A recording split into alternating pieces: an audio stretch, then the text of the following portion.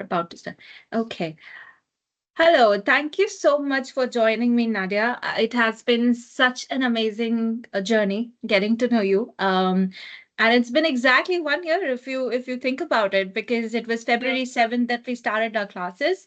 And since then, I have had the opportunity of sitting in a classroom looking at you with, full of these amazing ideas, talking about them, being opinionated, and so beautifully articulate about the conversations that you bring to the table. I feel that women across the world should get to know stories like yours so that they have that conviction and grit to continue believing in themselves and become who you are. And I think, I'm not giving you a formal introduction. I'd leave that to you. But I remember one very beautiful thing that in our first meeting you talked to me about, that you did a PhD because of your dad. So a lot of Mhm. beautiful elements in the story that we have been hearing about you, we have been kind of building together as well in this journey, um, of more than a year.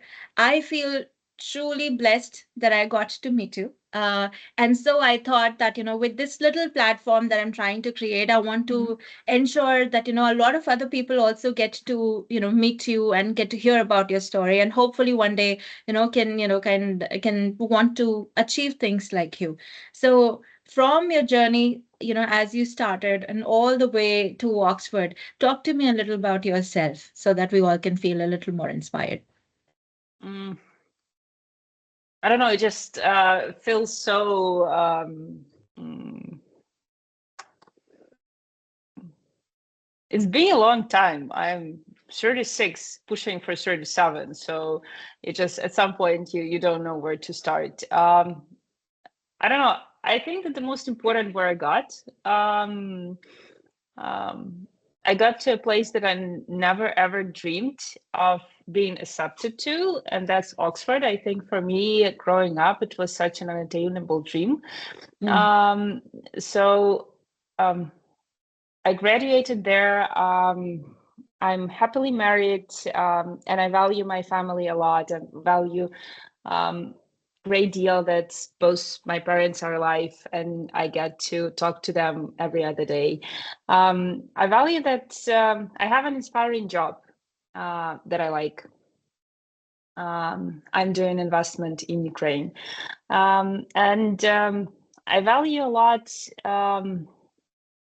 that I've got to live through very interesting times, let's put it this way. And I value a lot that I still have people in my life that I aspire to, um, that I want to wake up to, meet them, and I still feel that we have sort of hope for the humanity as a whole. So I think, yeah. As to, yeah, I have some achievements. I've been called high achiever or something, but I don't think that that matters a lot because I do think that life is a series of chances, and some people get more, some people get less. And I do believe in what Tim told, that luck is always sort of when opportunity meet preparation. So you have to be prepared. But I do feel blessed that I had chances, and at some point that I learned how to deal with procrastination to the enough extent to make sure I was prepared to grab the chances. So I don't know if you want to dive into specific, just ask a question. Other than that, I think Yes. that generally I think that's a that's good a, summary or where I am yes. now. That's a beautiful way of putting things together, because a lot of times women are struggling to identify how to create an identity. Like, is it separate? Is it, something which is more career oriented? But the way you've summarized your life, it's holistic. It's like it has every element that makes you who you are, and that's truly beautiful. Listen, Yeah. um, I love this woman, ex-CEO and now board member of PepsiCo. Yeah, Indra I keep Nooyi. Yeah. And she's amazing, and I do concur her message. You have very many things. You have a list of different things that you juggle around, and you're never successful in all of them because it's impossible to sort of be top notch in every aspect of your life. And at some point, you sacrifice one thing to achieve another, and then you reprioritize should you feel like that. And I don't think that um, it's bad in any way to prioritize career. Yeah. You want to be there, you go there. Yes. You want to try to navigate multitude of things, you can try to do that. You just have to accept that life is not perfect and you are not perfect, and you will fail at some things, and Yeah. that's okay. You can be a good wife today, but fail at your job, and vice versa tomorrow, and that's okay. Just yeah, I just wanted it all, but Yeah. I accept that I can be a failure from time to time. That's actually a very empowering statement because it's all about the balancing act, but balance doesn't mean that you're not failing. Sometimes you're failing in one section, sometimes not so much, but the overall thing is what counts as success. I want to take you back to the first day of the class where all of us were sitting there and had a little bit of this murmuring going around about the imposter syndrome. I'm Mhm. really here. And, like, the whole Oxford moment that was happening. Tell me if you've kind of, had that sense of an imposter syndrome ever. And, like, what do you make of it? How do you channel it so that that only further fuels you and your success and rather than, just bringing you down? um, I like to refer to the different way, to be completely honest. Mhm. And I do think that the notion that we are being taught to sort of refer to as imposter syndrome is the ability um, that a person has to have a deep reflection about oneself and do recurring reflection each and every time in each and every situation. And if you are prone to that, it's a very stressful thing to have around. But I think that that's the thing that allows for growth. Um, I do think that you have to have a clear balance, ability to reflect upon yourself in each and every situation and ask yourself if I'm good enough, um, if I've done enough, if I've deserved it, etc., etc., etc. Because once again, this allows you to grow, Mhm. to um, to see where you might have done wrong or haven't done enough, to probably give back to people and to society, because once again you are able to sort of recognize that uh, life is a series of chances, and Yeah. one can be blessed more than others. And should you've been blessed more than others, even if you've been super prepared, a lot of people are prepared, not a lot of uh, uh, get those chances. So you can give back, and I think that gives you a little bit of humility. So, and I think it's always good to have, because that keeps you grounded, and that gives you always this ability to grow. On the other hand, I do feel that sometimes you have to know this sort of balance, or where enough is enough, because self-reflection on the you know minute after minute kind of basis, you'll just evaporate, because you wouldn't have any kind of energy to push forward. So I do think that sometimes you have to find this, uh, markers that allows you to sort of benchmark you against some successful people that you like, or some people that you respect and stuff like this, and see, okay, I think I'm somewhere near. So I have this to build a confidence within yourself to sort of then push through, have a statement, deliver your thought, sort of fight for what you deserve and stuff like this. So I think that that's always a balancing act, because we as women always, I think, uh, are not sometimes given a voice. Yeah. Um, And on the other hand, we usually don't ask for the voice, not even ask or even demand for the voice.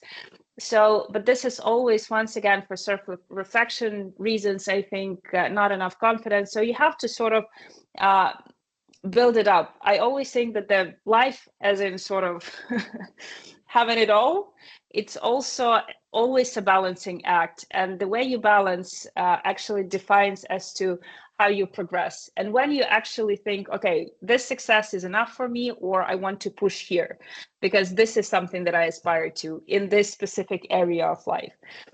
So you have to have both.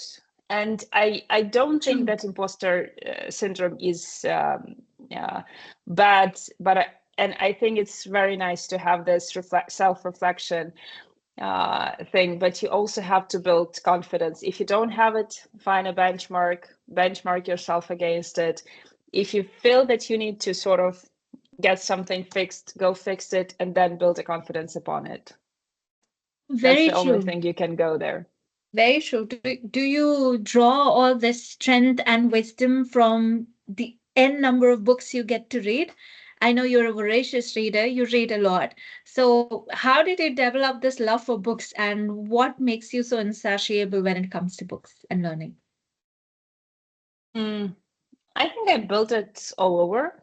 You know, if you try to look at people, read, communicate, drive for your experience, you sort of built on that. And plus, I think that like where I grew up, the amount of different kind of circumstances that you have to grow up through actually shapes you a lot. So that helped. In terms of books, I don't know, it comes and goes. If you can believe it, if I go back to me being a kid, no one had any kind of expectation for me at all. And I think when I go back to my grandma, she's dead now, let her rest in peace. But I mean, they were sitting, there was a family gathering, and everyone was looking at me like, my gosh, we never would have thought. I was a very feral kid. I never like I always had actually hadn't had anything broken up until I was 24. But I mean, I was always my knees were always scratched, my elbows were always scratched. I always fall down. Yeah, you know, when you fall down, you go to your mom to say, "Okay, I fall down. Here's my boob or whatever. Please kiss it." I would hide it because at some point it was like way enough. I was driving bicycle. I was like climbing trees, and I think that this type of childhood is really beneficial as opposed to right now when you like connected to iPad or whatever. So I didn't read at all. I mean, when I was 6 years old and I had to go to school, it was a constant battle for like with my grandma, with my mom to get me to read. Um, didn't love it. Yeah, and I was pretty okay in school and never put a lot of effort into it, especially in the first grades. Like I did everything in the breaks. Got like usually A or something. B was a spelling. Never could figure out like the languages. They had no logic, no sense to me. You know, just different words could like sound differently, and like one rule can have like super many exclusions. So that was very bad. And I think around like sixth or seventh grade, I started reading detective stories, and that's where I started. I read through Conan Doyle like um, in Okay. a heartbeat. Then Agatha Christie. Then I had Dumas, like all 14 books of his. At my place, so I read it through, and then it just went from there on. When I was younger, I read a lot of um, I don't know, general literature. And then I discovered my love for behavioral economics. And then sort of I started reading and collecting books on that. So um, yeah, it just happens and it comes and goes. I never have this, deadline or challenge. You have to read 100 books or 40 books or Yes. how many books per year. you just read it when you feel like it. And I think as I progress, especially with this digitized world, it becomes harder and harder to read because it becomes harder and harder to focus. You have so many distractions, phone is lighting up, all of that kind of stuff. So I feel I'm lagging behind, to be completely honest. And then I'm reading 2 books right now that makes me feel completely stupid. How is Yeah. that possible? Try to do it. One is strategy, but that's been put together by a Harvard professor, Okay. and he drives a lot on history because he teaches in Harvard strategy, but but for military professionals, Okay. and he drives a lot. So it's like political strategy. So he drives upon a lot of historical figures, and when you have a very condensed book with a lot of names, citation and stuff like this, and you try to, okay, I've studied that, I don't know, it was 6th 7th grade, I've heard about it, I've heard about Cleopatra and all of the other Yeah. guys, but there's so many details that it's sometimes very hard to follow. And the other one is Kissinger on artificial intelligence. He wrote it right before his death, wrote it with Eric Schmidt, and there is a third guy. And when you're reading a book written by a politician, and I think very in-depth knowledge of philosophy about artificial intelligence, very rich with Kant citations from Yeah. his book, like literally paragraphs. And Kant is not a very easy philosopher to read through. So it's Yeah. it's a challenge, I'd say. So you've But talked to he's an me. interesting, Yeah. he gives an interesting perspective, especially if you're into I think. Well, I know one thing, if you're reading the book, it has to be something that it's interesting for sure. We have talked so much about books, right? So much that we possibly can start a book club. But True. having talked about all these amazing things, I feel that you've had a truly blessed, childhood and your life so far in the country. Talk to me if you've lived in multiple countries, or is it in just one country, and how was uh, or rather than a how was, what was the happiest memory of you growing up? And one more question I'll add to that is, when was it, or if can you think back to a memory where you felt that, yeah, this is something I'm going to do for the rest of my life, or as a passion that I have developed now. Um, I think I had a very blissful childhood, not because the environment allowed for that or blissful life, but because of my parents that I'm very, Nice. very grateful for. I mean, I was born right before USSR collapsed. So it was 1991. I was 3. I think my parents struggled a lot. I remember that at some point, like the salary wasn't paid, and it was those were very tough times. I mean, financially, but and it wasn't like it was for many, many people. But I never felt like I didn't have stuff or that I lacked attention or I lacked happiness all Yeah. over. Um, but mostly because of my parents. I think Nice. they were very strict, but they loved me a lot, and I think it's very important for the kid to know that they're being loved. Um, I lived in 2 countries, but I feel Ukraine has undergone so many changes throughout the time that it feels like I've traveled through very many different circumstances. So, like, if you think of it, we're making fun of it now, but I lived through the collapse of USSR, crisis of 94, 98. Then it was a revolution of 204. Then it was a crisis of 208. Then we had sort of a revolution of 213/14. Then we had the start of the invasion in 2014. Then we had the flu, like the COVID and stuff. And then we had the full-blown war. In Yeah. between, I lived, I did my master's in Holland. So I've been in Netherlands for 2 years. That's where I actually started the career. But those are very different countries.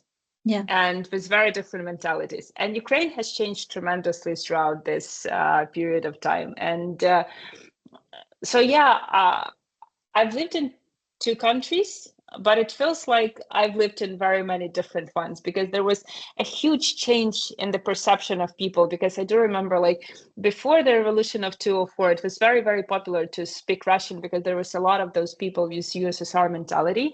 And Russian was, because it's been like for hundreds and hundreds of years when people were convinced that Russian language is a language of superior people. Those who speak it were sort of somewhere above, especially if you are from the village, from Ukraine, so you don't know the language, etc., etc., etc. So there was a lot of perception. But then 204 came, and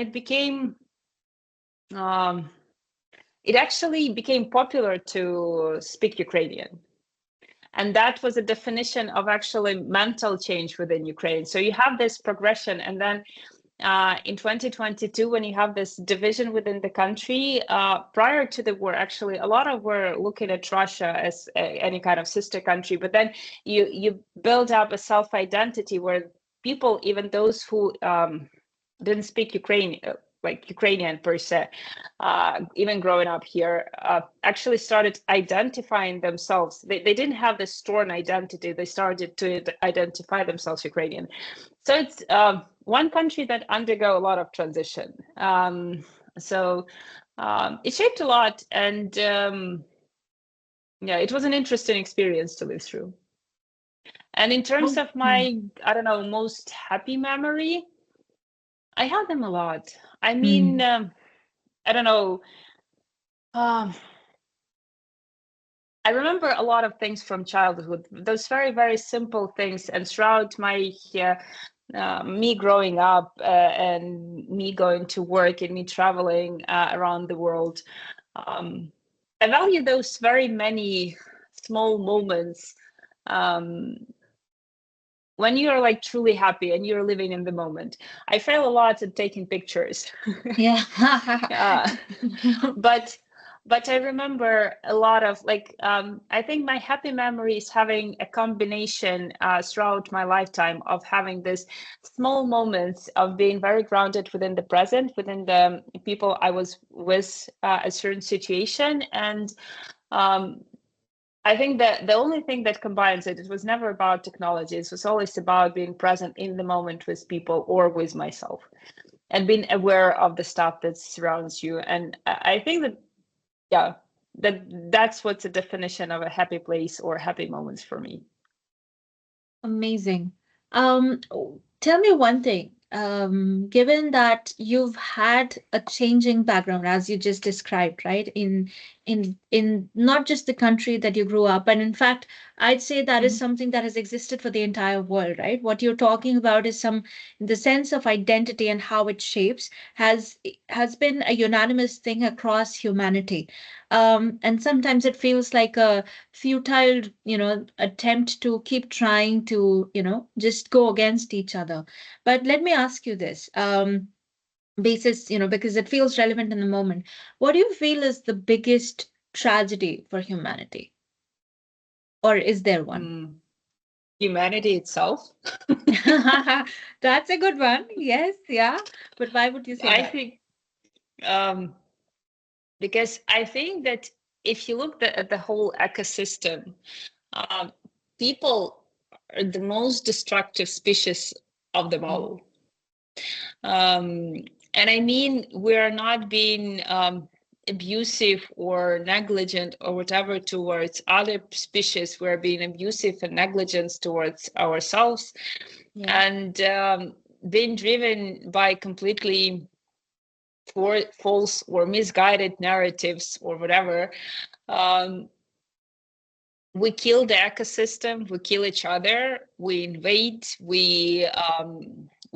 like on I don't know, on one hand it feels like progress, right? Yeah. we built a bridge, we built a skyscraper, we've put together social network and stuff like this. But the more we progress, the more disconnected and alone within the world it feels like people start feeling.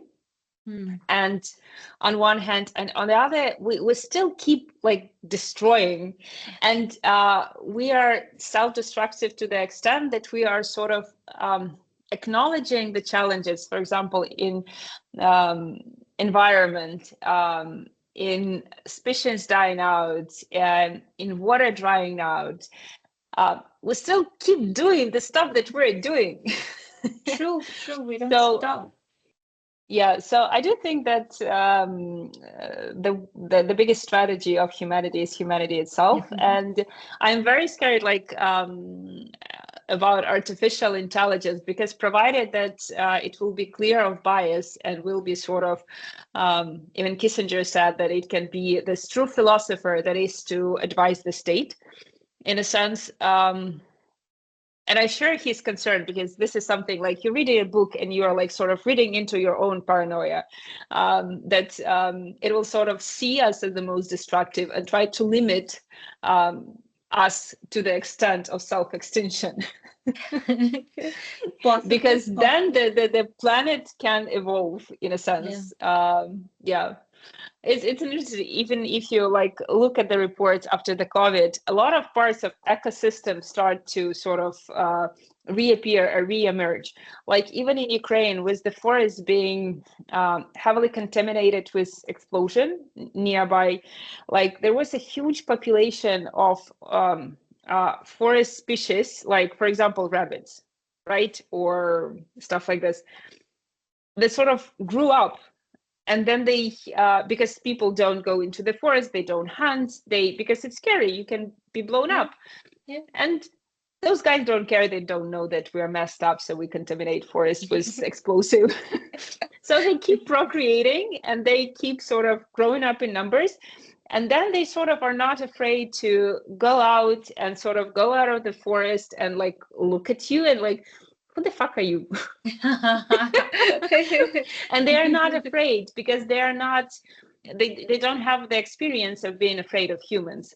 And this is an interesting way that prior to that you had the whole ecosystem that were afraid of you, and then provided that you are banned from the part of the ecosystem, it can renew and rebuild itself, and don't have the knowledge to be afraid of you. And it's up to us people probably to either go and sort of change this perspective and be this predator again, or sort of respect the ecosystem and sort of, okay, see the change in interaction and maybe sort of have a go at it and see how it feels to have like ecosystem not being afraid of a predator.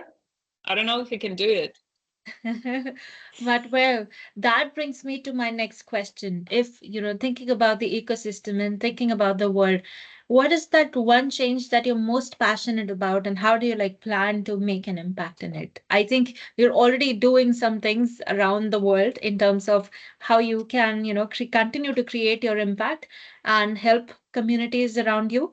But if there was one thing that you're super passionate about, you think we must change it today, what is it and how do you plan to, contribute towards it? I don't have like, if there was like an ideal world where everything can happen, I think that the only thing that I would go for is to maybe make us less of a predator. I don't know how to do it, and I don't know how to tackle it. I think that's the philosophical question of millennia or whatever. And I'm not arrogant enough to say that I will be doing something about it, because I don't believe that the true nature of people could be changed per se. But I think this is something that would have been nice to do, because survival doesn't mean the extinction of the entire ecosystem. Provided we understand this and we start to put self-interest as the key element that guides us, and have this a little bit of being grounded and a little bit of being humane and a little bit of being just appreciative of the world that we're living in, it would have been great. but I don't know how to tackle it. This is just something that I've been struggling with myself. But I think that this is something worth changing. I don't know how to change it, but maybe artificial intelligence will be good enough to do it, or those microchip that Elon Musk will try to implant into us. But considering his persona, I don't think we will be more humane Yeah, it with depends on those. which human brain is behind all of this. I think there's a lot of perception that these things are capable of changing the world. They are, but then how are they programmed to do it? That's going to be quite much in the root cause of the problem. Tell me about, I've asked you some pretty cool things about your life in childhood. Tell me about the one bravest thing you feel you've done and something that you're super proud of yourself for. I asked this in my last interview also, so I love hearing people tell me, you know what, I did this and that, because these are moments which truly make you who you are in the long run. So hence the question. Mm. I don't know. I have a brutal example and a more polite one. I don't know which way to go. I think that, like, I don't know. Uh, the brutal one was seventh grade when I had a very abusive classmate that was always bullying and pushing me around for several years. It was very hold back, reserved kid, very into books at that time. And yeah, I went to school earlier than usual, so I was a lot smaller than the guy. And at some point, when I was accused of something that I haven't like, you know how those school Yeah. stuff evolve. And I remember that I just took her over her hair and I just pulled her around myself. So it was very stupid, very brave. Um, but it straightens stuff up. Sometimes you have to. So the lesson was you have to stand up at the bully, whatever the size is, at some point, because I was a lot smaller than her, like really a lot smaller. I'm tall now, but Yeah. I wasn't that size at that point of time. And the other stuff, yeah, I took a leap. Like I I got into uni in Holland. I've never been to the country. And I've been abroad for a couple of times at that moment because I only started traveling on scholarship at the Mm. university time. I couldn't afford it um, myself. So I got the scholarship and all of that. I've never been to the country. I've never had to navigate any type of other system at all at that point of time. So I was 23, and I just packed the bags and I left for a different country. And yeah, I knew that I had an acceptance letter. I knew that I had someplace to stay when I arrived, but even figuring out how to get Yes. there was an interesting, stressful way. So, and sometimes you have to, even if you're very, very scared of something, you just go and do it. But then, like, if I would have been asked to do it, right now when I'm like pushing 37, I probably wouldn't done it. So I would have done a lot of preparation, and then again, I've traveled a lot. I would have make sure that I have people there, so the whole ecosystem and stuff like this, not just pack up and leave. But I was a little bit stupid at the time and naive, and I didn't know Mhm. stuff, so I just went, and it was an interesting experience when you. And I think that sometimes knowledge is not, and experience is not the only thing that matters. Absent of such, and thus not building up on our fears is very valuable things to sort of to have in our life. So sometimes just uh, I think it's very cool that as older we go, the more things we forget. Yeah. Um, yeah, you have to value that because you forget about that bad experience and you get to try that again. And maybe the outcome going to be a completely different, and you get to enjoy a completely different result and completely True. different experience. So, um, bad memory is a blessing as you grow older. Very Value that. true. Yeah, absolutely. I think sometimes when we just go for it, we end up achieving it. Speaking Yeah. of it, what you feel is the most important accomplishment of your life to you? Mm. I don't know. Um, I truly don't know. I mean, A combination of a lot of things, maybe? Is that how you no, see it? just, it doesn't feel like an accomplishment, because for me, accomplishment is something that, um, and maybe that's a series of things, when you're three and you want a cookie and you are being banned from the cookie, but then you figure out how to sort of put something and then climb over it and take the cookie, you sort of achieve stuff. um, That's a beautiful way of putting that forward. Yeah. I think every day that we sort of wake up, we find strengths to go forward, and find a meaning or whatever, or the reason to go forward. I think that's the sort of an achievement. It's like putting a stool up and then sort of getting a cookie out there and enjoying the cookie. So enjoying life is an achievement in itself, and I think it's a very blissful thing to do, considering the general situation in the whole world, where people are struggling to identify themselves, to wake up every morning, struggle to find connections, all of that kind of stuff. So I feel blessed that I have it. And all of the other, I don't know, material stuff or academic achievements or whatever, it's nice to have, but I think that achievement is just enjoying life in itself. Whenever I'm like even going to a birthday or I write to people, I always say that the best thing to have and to preserve in your life is the ability to stay grounded and be happy, and find a way to be happy. You can't be happy all the day. It's very stressful. Yeah, yeah, true. uh, It's not the but doing of it. Yeah, it's the feeling yeah, of it. Yeah. but ability to recognize this feeling of happiness and enjoy it, I think it's a very great thing to have, and I think that's an achievement in itself within the world that we're living in. Well, you're imparting some incredible wisdom. I'll definitely tell you that. But moving on to, I think I have about two to three more questions for you, maybe. So we talked so much about innovation in our class, right? And it was truly Yeah. mesmerizing to hear the professors and read through the case studies where Hmm. we talked about innovation not in the point of time of today, but how things have progressed since forever and how where Hmm. we are going to next. So, with that landscape in your mind, what do you feel is an innovation or an invention that you truly believe in and you feel that that's a must-have in the world?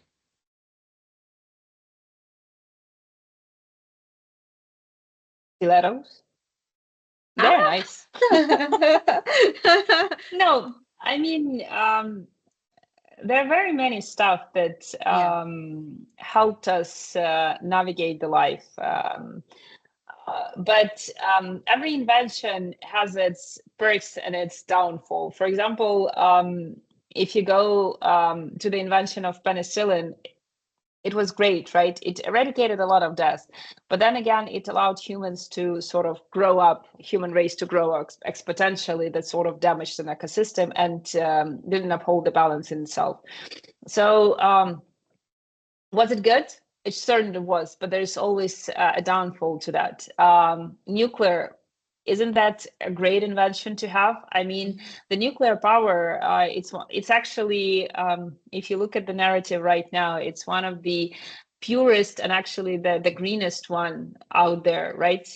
In terms of the capacity and ability to sustain all of our dreams, demands, comforts that we humans so enjoy.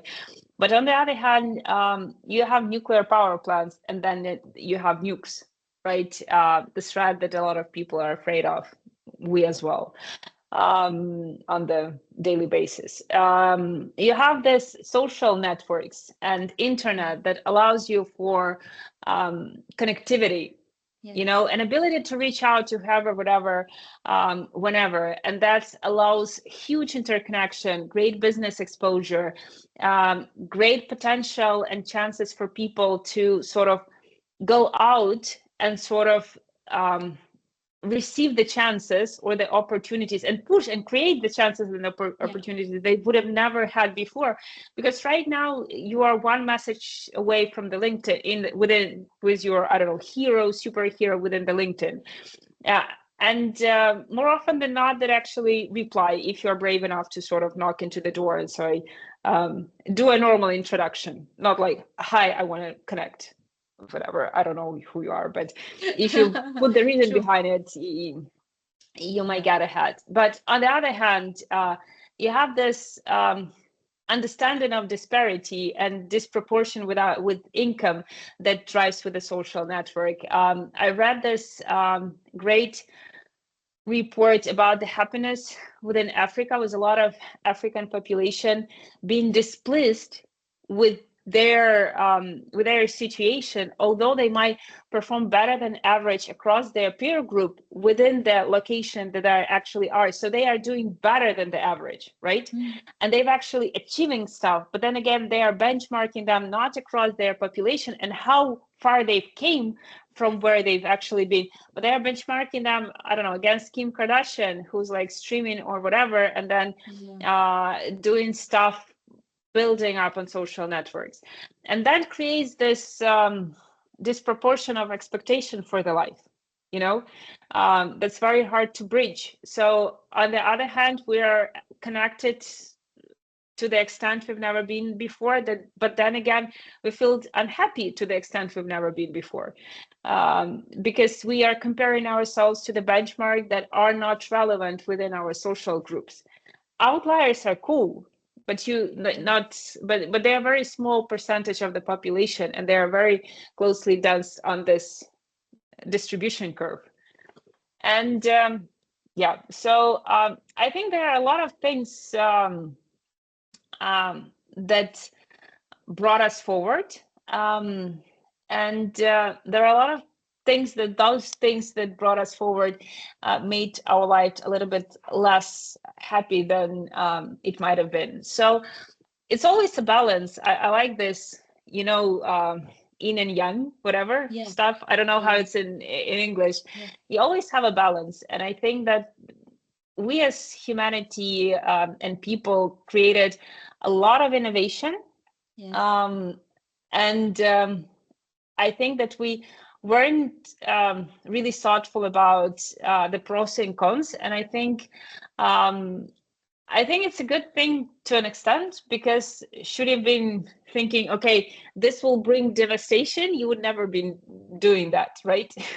Yeah. Yeah. So I think across and like the invention intensified as we go forward. I think it's like Moore's law, every 2 years you increase the productivity. Yeah. And starting from this penicillin thing and from industrial revolution, it feels like every 2 years we're increasing productivity. And I think it's going to be very hard on our kids, because the pace we are living right now, and the amount of change that we are living through, is nothing compared to what they probably will need to undergo in their coming life. Because yeah, even right now, mm, you can write a book from scratch with ChatGPT. You've Yeah. never like Truly. you couldn't you couldn't have done it. And the way even the artificial intelligence incorporation within our life progresses, it's amazing. I mean, and it's interesting what life will have for us in the coming future.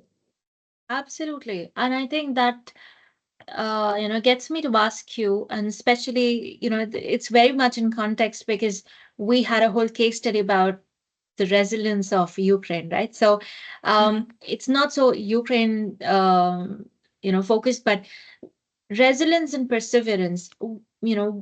How do you approach it, and what do you think about it, and what is the most important maybe lesson that you've learned around these two important factors of our lives? Uh, I think that resilience is grounded in people, and is not grounded in technology. Yes. I think Ukraine sustained because we built the networks in between the people. Yeah.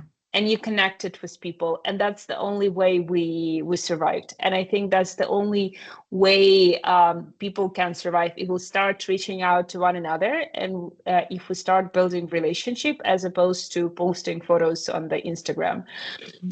Because technology is what divides us. Even right now, I see, on one hand, it's very cool that you have that you empower people enough to post their thoughts, post their views, post their statements and stuff like this. But what I see in very many different conflicts that arise, people don't put enough attention towards the context, and they fail to actually dig deep, because we are so and we are prone to quick judgment. Yeah. And then you put a fake news out there, and people react, and people start swirling out, and the technology is built in itself. I think there was a good movie about Google and Facebook as to how the algorithm reinforces your beliefs. So the moment you start reading bullshit without fact checking, you become sort of, you are fed more and more those type of stories, and then you become very adamant within your views, and society becomes more and more polarized. And with this, when we are polarized to this extent that we are now, in US, in Europe, in Yeah. Ukraine, it's very hard to reach common ground, because even with the feminist fight, and I have a book, I've actually bought it once during one of my trips to Oxford, and the author actually explores the subject of polarization and the role of also the social networks within this thing. And it shows how hard it is for us to then build a resilience and build change with this polarization. And it also drives on the context, for example, a fight for women rights, because Yes. we as women suddenly start to think not about women's right, that we want, I don't know, fair chance, access, like free choice. I don't know, even right now, something that being now discussed once again and brought up to the discussion, the rights to sort of to own our bodies. So Yeah. this is now up for discussion once again. And it's very hard for us to fight to change it, because we're not identifying ourselves as women. We're identifying ourselves as Caucasian women, as African Yes. American, as I don't know, somewhere from minority, Yeah. whatever, from, I don't know, Ukrainian, whatever, from European, whatever. Yeah. This is a Nepal women, so she, and because we are sort of trying to, and society as at large try to fragment us to the extent that any consensus is no longer possible, even within the groups that fight the same fight. It becomes impossible to sort of to unite and go forward. And I think that's the biggest problem of it all, because this resilience, it's not only comes from your personal strengths. You can go so far on your own. Resilience comes from having an environment and a community, or a series of communities that where you feel yourself or welcomed, and that actually is diverse, but has a power, um, and I don't know, love or whatever, to bridge the gaps and bridge the bridges.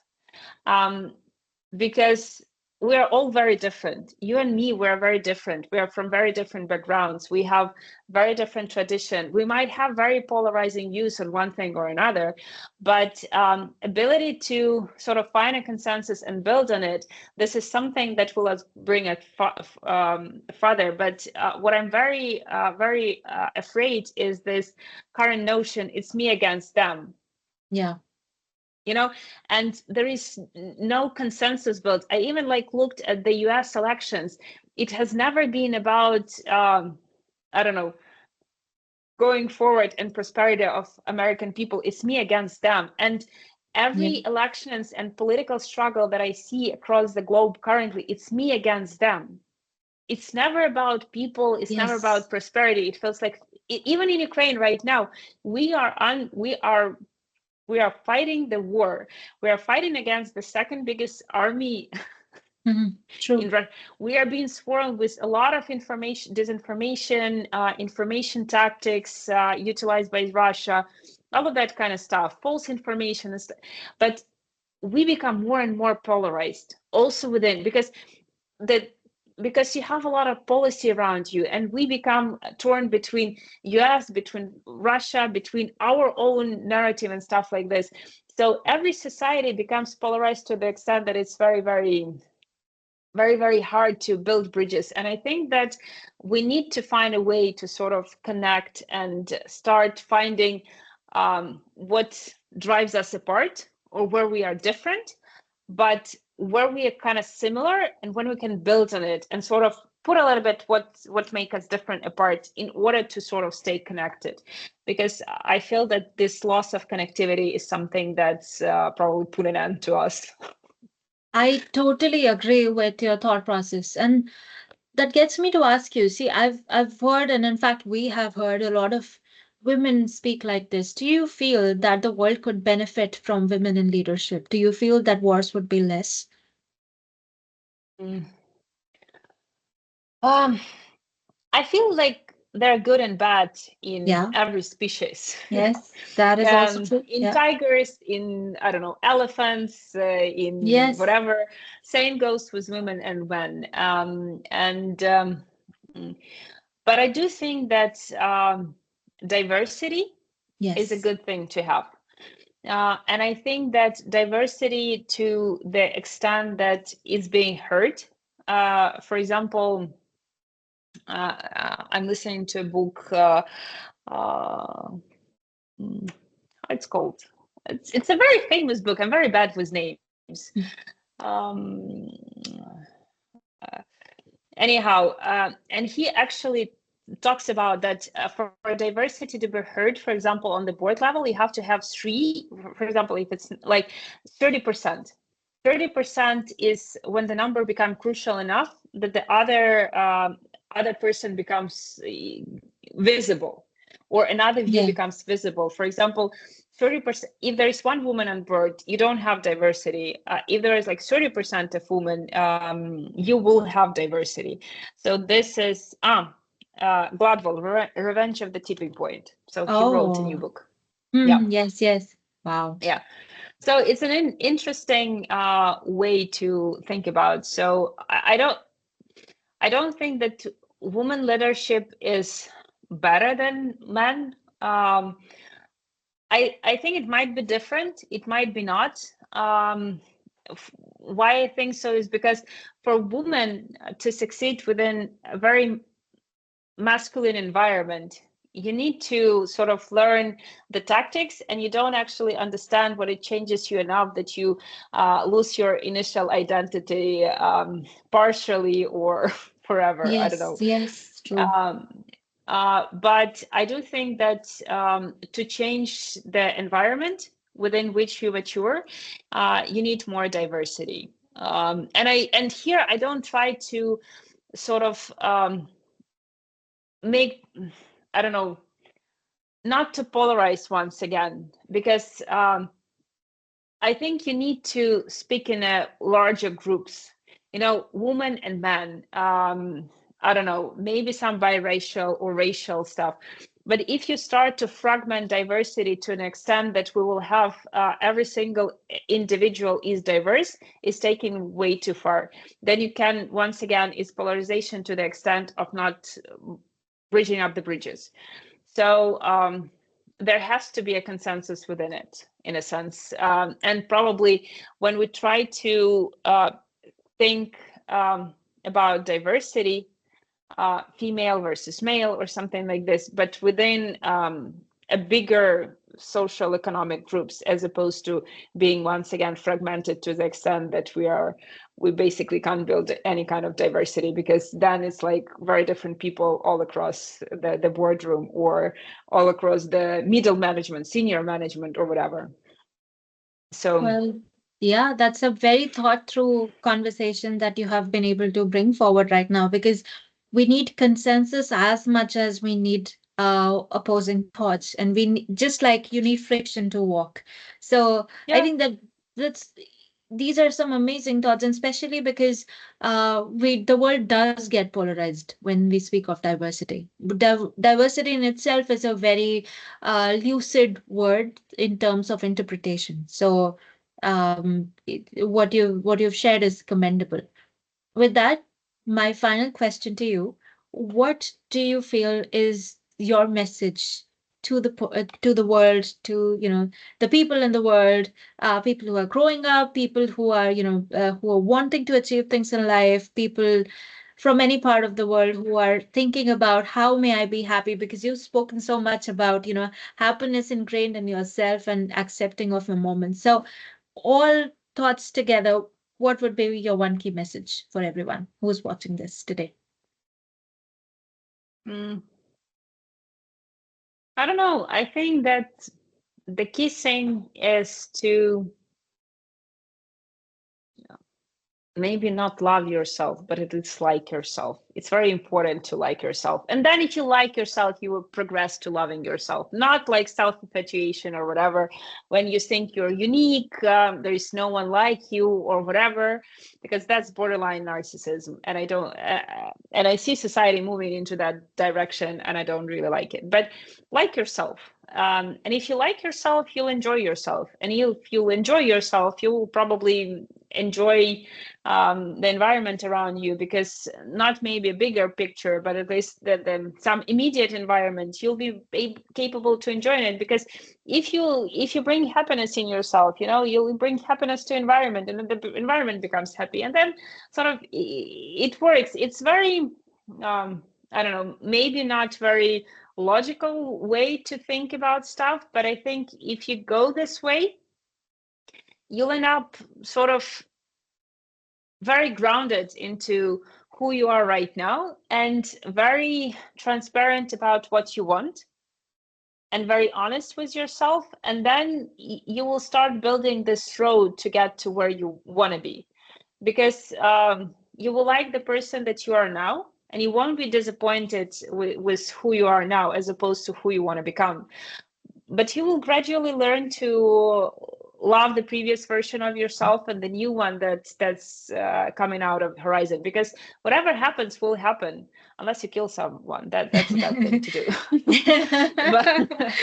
but, and bad for karma and stuff like this. But Yes, uh, generally, understand that change is inevitable. Don't live with the future expectation, because this will always force you to be unhappy, um, disappointed, not motivated enough. Like yourself, and know that you like the next person around the corner, because why not? It's your journey. You have to embrace it, and you have to embrace the change. true. Wow, that was an amazing, amazing message. With that, I think anybody listening to this is going to truly be able to learn a lot from the conversation we've had today. And I think most importantly, learn about how to frame your thoughts basis the wisdom that you've been able to embrace in the journey, as you were talking about. Thank you so much, Nadia. It was great having you on my little podcast called The Impact Interview, because you for sure are so impactful. With that, I let me quickly stop recording so that people can enjoy just kind of listening to all the conversations that we've had today.